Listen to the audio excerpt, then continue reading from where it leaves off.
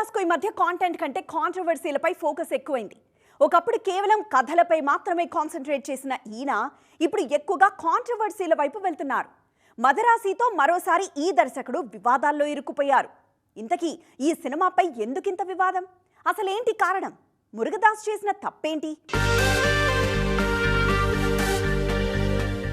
ఒక రమణ, గజని, తుపాకీ, కత్తి లాంటి సినిమాలు చేసిన మురుగదాస్ ఇప్పుడు అందులో కనీసం సగం స్థాయి సినిమాలు కూడా చేయలేకపోతున్నారు. పైగా ఎక్కువగా వివాదాల్లోనే ఉంటున్నారు. సికిందర్ ఫ్లాప్ కు సల్మాన్ కారణమంటూ మురుగదాస్ చేసిన కామెంట్స్ భాయ్ ఫ్యాన్స్ ను బాగా డిస్టర్బ్ చేశాయి. దాంతో మదరాసికి ఎవరు కారణమంటూ ప్రశ్నిస్తున్నారు వాళ్ళు. శివకార్తికేయన్ హీరోగా వచ్చిన మదరాసి ఓపెనింగ్స్ ఏమంత గొప్పగా లేవు.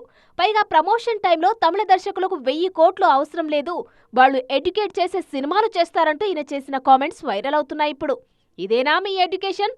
గన్ ఫైరింగ్ తప్ప ఏముంది మీ సినిమాలో అని సెటైర్లు పేరుతున్నాయి. సౌత్ వాళ్లను మామూలుగా నార్త్ లో మద్రాసి అంటారు, అందుకే ఈ టైటిల్ పెట్టామంటూ మురుగదాస్ చేసిన కామెంట్స్ వివాదమవుతున్నాయి. ఇప్పుడు బాహుబలి, RRR, పుష్ప లాంటి సినిమాలతో తెలుగు సత్తా బాలీవుడ్ రుచి చూసింది.